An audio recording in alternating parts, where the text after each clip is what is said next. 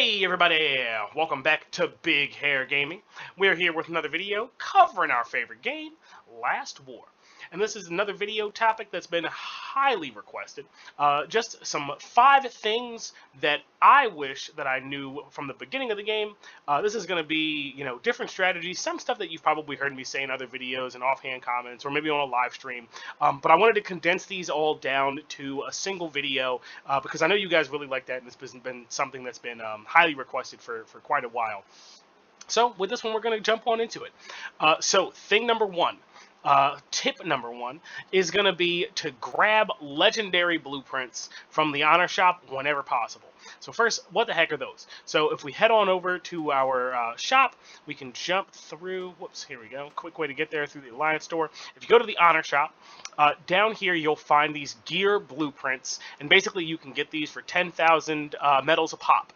Now, what are these? Basically, so that when you have some certain gear, or rather any of your gear, when you get to a certain level, you can upgrade your gear beyond the level cap. The level cap is 40, and once you get there, basically what you can do is prestige your gear to be boosted even beyond that. So you can see with this gear here, I have 2 prestige levels, and once you get it, the bar all the way full, you're able to get it to the next echelon of power, which will grant you another upgrade down here. But you can see I have 10 blueprints, and I need 15. To get to the first prestige level, you need 5. The second needs 10, 15, then 20. And then for the final one, you're going to need your mythic blueprints, which you'll need 10 of in order to do that. And you'll get some special stuff for that as well. But every single piece of gear for every character can be prestiged. So that means that you're going to need a tremendous amount of legendary blueprints in order to boost up each of these pieces of gear. There's some other videos that I go over in terms of like what to prioritize first, because obviously it's a limited resource and you can't just blast all of it. So there are some smarter strats that you can take a look at. If you want to see that, feel free to check the description down below. I have a bunch of references to other videos to dive into this stuff in more detail. But some ways that you can get more honor points or honor medals is you want to make sure that you're always participating in the capital war whenever it comes up. Yes, you're going to lose troops, but in exchange, you're going to get a very good collection of honor medals. Second, you want to make sure that you always compete in the daily arena whenever it's available. Down here, this is going to be your daily arena. You always get a small amount of daily rewards from doing this. You'll get about 7,000 medals so long as you can get 5 wins out. Each of the different kind of arena battles that they have will net you some stuff. And if you actually do pretty well in the arena, you do get some honor medals with that too, which is also nice, and even with you from the Alliance reward as well. So that's also good. But you're going to need a whole bunch of blueprints, so you're going to want to get in the habit of doing this kind of stuff to make sure that you can continually have an income of honor medals that you'll be able to do stuff with. Now, before we move on to our second tip, I just want to take a quick moment to say, feel free to like, comment, and subscribe if you find the video informative. And even if you just throw a comment of like, thanks for the video down in the comment section, like it's a huge help to my channel and I can't understate it. And I do really appreciate the help. But with that, let's jump on back in and we'll mosey along. So the second tip is going to be to save up your diamonds for VIP. So the VIP boost is going to give you huge boosts for the game. So including like that you're going to get stuff for construction. Actually, let's pull it up. So you'll see like here, I'm level 13 VIP. You're going to get a 50% boost to your crafting speed, 20% boost to your base research speed. You get a 25% boost to food, iron, and coin. And you can take a look at this whole list here. I don't want to, just sit there and read the whole thing to you. But these boosts do go up as you gain levels of VIP. So maybe like if you're early on, like VIP 1 and VIP 2 isn't that appealing for you because the boosts that you get for it are kind of small, only a 5% boost. But at some point, take a look at the VIP page so you familiarize yourself with it. And at whatever point that you decide like, those boosts are worth it or like that's something that gets me excited, then you'll want to start investing in VIP. The way that you're going to be able to buy it is if you go down here, you can see how much time I have left. I've got 13 days left, 13 and a half, just about. And then down here, you can see I have, you can buy VIP for 24 hours, which I don't recommend. You can buy it for 7 days, which I also don't recommend. But you can get it for 30 days, and that's a really affordable deal. There are some ways that you can get easy diamonds, because you might say, like, I'm free to play. I can't get 10,000 diamonds. Let me give you some opportunities that you can get pretty close. So, from going to the arena, by simply liking the top 3 battlers who are up here, you can get 30 diamonds apiece, and if you do that on both banners, that'll give you 180 diamonds for free every single day for just giving a thumbs up to them. And if you go over to the shop, you can get your daily freebie, which is going to get you 10 diamonds, and then you mosey on over to your weekly pass, and then you get another daily freebie as well for another 10. So you can get a cool 200 diamonds for free every single day if you do this. If you do it every day for 30 days, that'll add up to 6,000 diamonds. And then if you consider, like, just playing the regular game, you're getting benefits from your alliance mates, you're doing your events, you're doing your tasks, all sorts of stuff. Eventually, like, you'll be able to make up that last 4K diamonds that you need. Or at least hopefully. Maybe not all the time, you might be consistent. We all have stuff to do. But if you're doing all of those things consistently, you will be able to rustle up 10K diamonds so that you can grab VIP. The other alternative way to get VIP is that you can also, if you want to, you can grab the Super Monthly Pass. I do have another video where I talk about, is the Super Monthly Pass worth it? So if you want to find out, check out the description down below. But with that, we're going to keep on moving, and we'll keep it going. Alrighty, moving along to tip number 3 is going to be to invest in the survivor Taylor. Now, Taylor is one of the 2 survivors that affects your headquarters. Not really affects your headquarters, but they're specifically referenced by your headquarters. There's going to be Taylor and Shirley, and Taylor is absolutely head and shoulders above Shirley in terms of what she can do for your overall game. Now, what she's going to do when you grab her is that she will grant you adventurer chests, which you'll get for doing your radar tasks. You can see here I have her at 2 stars, which is going to give me 15 chests per day, and each time I do a radar tasks, I'm going to get 3 chests. So if I do 5 tasks a day, I get all the chests that she's going to give me. Now, basically what she does is she's going to give me a adventurer chest, and the way that you can buy Taylor is that you can just go over to VIP, and you'll see the banner down here at the bottom. If you scroll back a bit, once you get past 7, then Shirley becomes available at VIP level 8, but it's not about her. It ain't about her. But the kind of chests that she's going to give you are the adventurer chests. And basically, if you jump into here, what you get access to is a chance to grab a special monument called the Warrior's Monument. And this is just boost that I get just from playing the game after I've gotten her. I think this is the only way for you to get this monument, so it has access through that.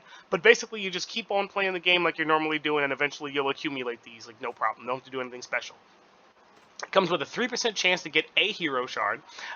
You get a resource choice chest, which you have a 20% chance to get, and this is something that you can use to get either food, iron, or coin, your choice.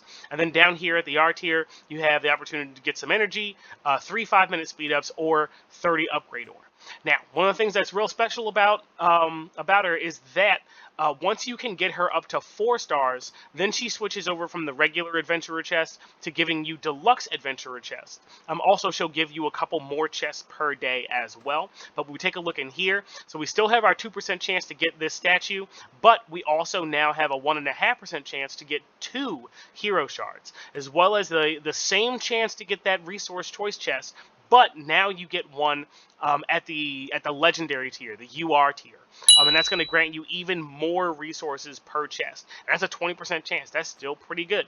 Now, the energy has been upgraded from, I think it was a 10 energy, up to 50, which is pretty solid. And you still have the opportunity to get some speed ups and some upgrade ore, but you get a little bit more of both from doing both of that. And this is the main thing that she's going to do. These are resources that you can get every single day.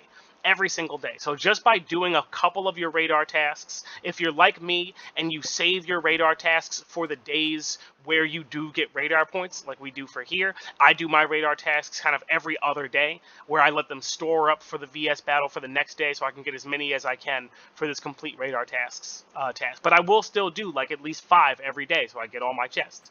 But from that, I can easily say that Taylor pays for herself super quickly and is one of the best investments that you like, long-term investments that you can make in the game. Like, she'll pay for herself multiple times over. She'll help you get your heroes up to 5 stars faster. She'll help you start investing in the hero shards for your secondary or third team much faster. No matter what kind of player you are, I absolutely recommend that you pick up Taylor and boost her up to 4 stars. Now, I have her at 2 stars because I was sleeping on her for a long time. Like, I didn't really pay attention. I was like, man, she's good. One of my alliance mates said to get her up to 2 stars at least, so I did, and I didn't even think about it. But like, paying attention to what you really get for those deluxe adventurer chests, the earlier on in the game that you are, the more I recommend that you pick up this survivor to boost your gameplay. She is absolutely top tier. Definitely pick her up. Now, moving along to tip number 4 is going to be to focus on one of your teams, especially early on. This is specifically geared towards people who are still not level 30 in their server, or like most of the people aren't in their server, but it still applies to everybody too. And basically what you want to do is you want to make sure that you are not investing in all of your teams evenly. A lot of new players to the game fall into this pitfall where they're trying to spread around their generic hero shards across all their teams, or maybe their 2 teams that they have available, and they're trying to spread their skill medals across 2 teams and upgrade all the skills evenly. This is not the way to go about it.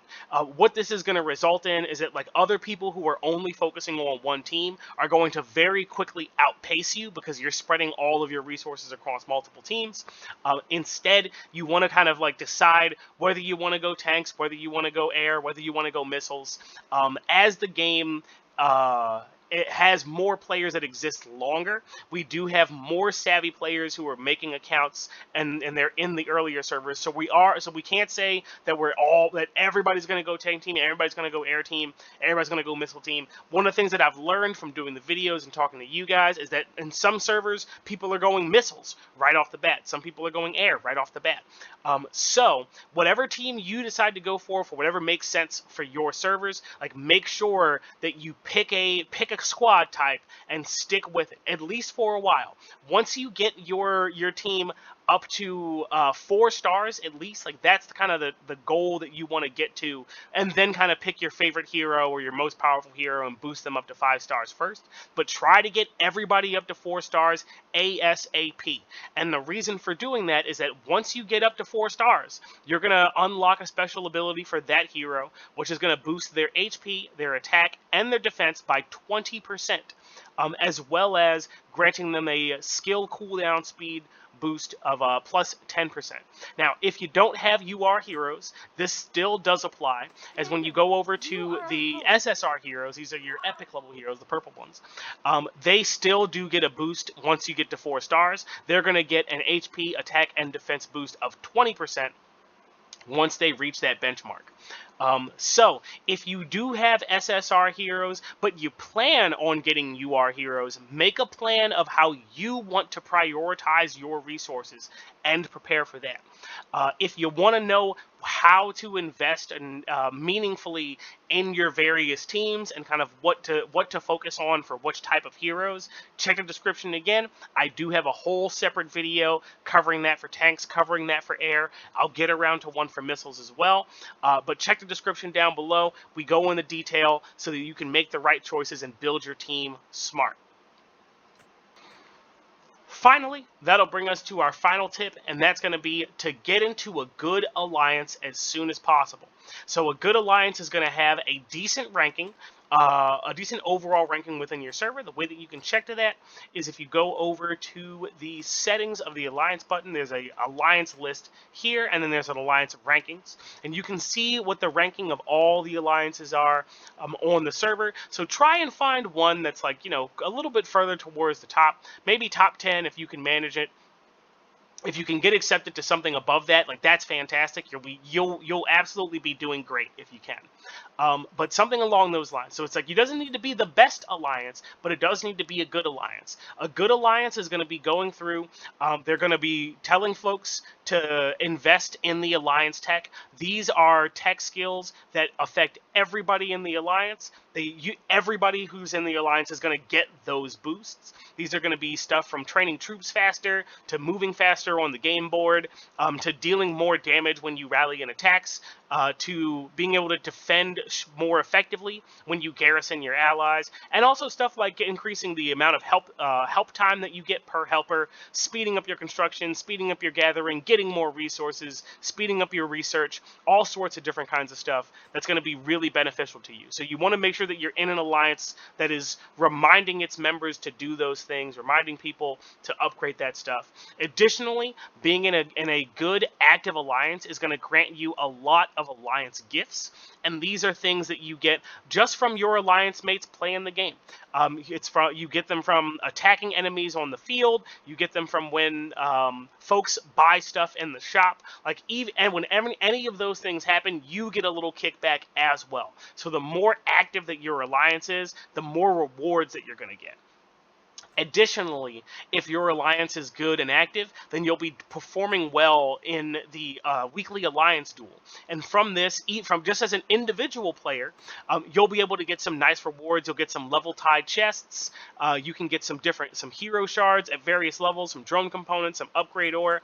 And then later in the game, you'll also be able to get some universal exclusive weapon shards when those become available to you as well. But you have lots of good resources that you can get just from completing your own tasks, but additionally you do get some nice rewards for being the victor of those battles from week to week as well. And lastly, what I'll say is, if you join an alliance and you find that it's just not working out, maybe they take the game really intensely and you're more of a casual player, or maybe you want to take the game really seriously and they're much more casual. Don't be afraid to change alliances if your team is too small or inactive. You do want to make sure that you find a place that you're happy, that you're having fun playing the game, that it makes it more enjoyable. So whatever that means for you, make sure you find a spot that fits really well. If you're the leader of a small alliance, my recommendation is try to fuse with other small alliances so that you can form a more formidable group overall. What your goal should be is to get as many active players as you can. More active players means more research, means more prizes, means more fun. And then lastly, if you have plans to try to expand your alliance, then just make sure you talk to your alliance mates so they know that you're moving and you're shaking and you got plans for the future, so that they'll be committed to staying with you and growing the alliance with you. So yeah, that'll bring us to the end of the video. If you enjoyed it, feel free to like, comment, subscribe, and share the video with your alliance mates, because all that stuff does help out my channel a whole bunch, and I do really appreciate it. Second, I want to thank our channel members for supporting the channel. I'll have their names pop up here, but yeah, I just want to say thanks, so much for supporting us, supporting me month to month. I really do appreciate it. And yeah, lastly, I want to say, if you enjoyed this video, feel free to check out my other video where I go over 5 other tips to help you out for long-term growth in the game. But yeah, I want to thank you for watching. I want to thank you for listening, and I'll catch you in the next one. Take care, y'all.